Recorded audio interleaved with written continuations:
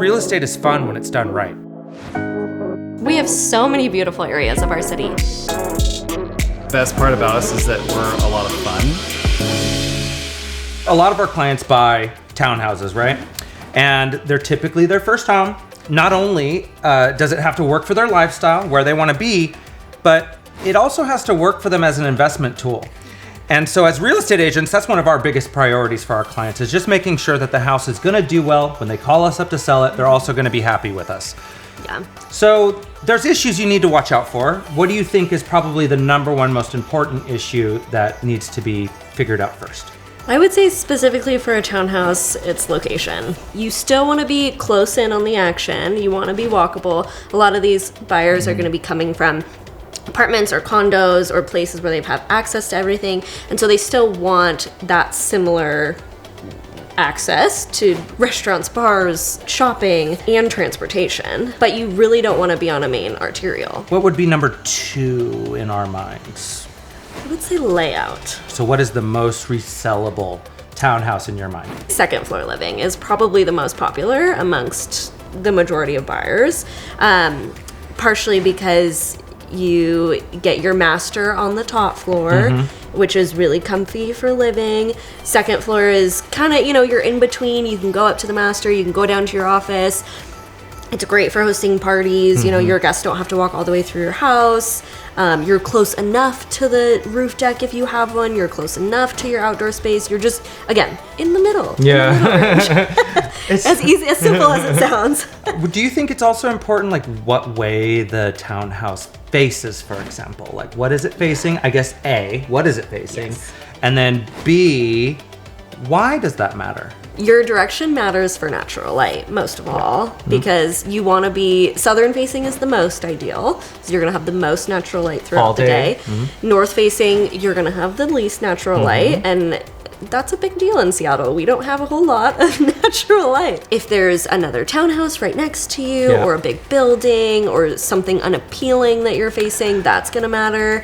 An end unit is going to be the most appealing for your life and resale. Or detached would be like the absolute best. Yeah. Because then you'll have the most windows throughout the home. If you're in a middle unit, you're going to have less windows. But again, you might pay less for it up front. You'll just sell it for less down the road. So let's go on to another topic that we always are kind of on the lookout for, which is who built it and how did they do? The builder really matters in townhouses. A lot of people think that just because something is new, that it's going to be perfect, going to be great and good to go and last forever, and that's just not true. We have a lot of really small builders in Seattle compared to a lot of other cities, and a lot of them work within LLCs, meaning they're limited liability. Yes. So as soon as they close that corporation, their rights to you, you've lost your ability to get in contact with them and get anything from them if something goes wrong. Washington State only says that the house has to be habitable. So, there's a lot between habitable and just being unhappy because, let's say, your cabinets are falling apart or your windows are breaking on Which their are own. all things that would affect your resale. Correct, So right. that's going to cost you so much money to fix Correct. these issues. Yeah. Meanwhile, you're upset and having to deal with the stress and and then you lose faith in the house. So you're miserable with it. Constantly living in fear that something else is going to fail or. So what should you look for then? Obviously you want builders that have been around a long time, right? Because they've stood the test of time. It's usually a good sign. You would want to look at the place closely as you're touring it. So you want to notice the trim. You want to notice, is it crooked? Are the floors, do you feel dips in them? Do the sliding doors and all the doors open and close properly? You're going to want to really notice quite a few small details in order to see how did the builder do. A good real estate agent obviously should be able to point these things out for you. But, if you're touring open houses or whatever, you're just going to want to look at the small, fine, minute details. You don't see the house throughout the whole process of it being built. You only see it at the end, the very end, right? So you have to look at those finishing details because that's going to be an indicator of what's underneath the walls. I think that would also segue into never use the on-site agent to buy the place, because I got a newsflash for you. They do not work for you, and you're not paying their bills. The builder is.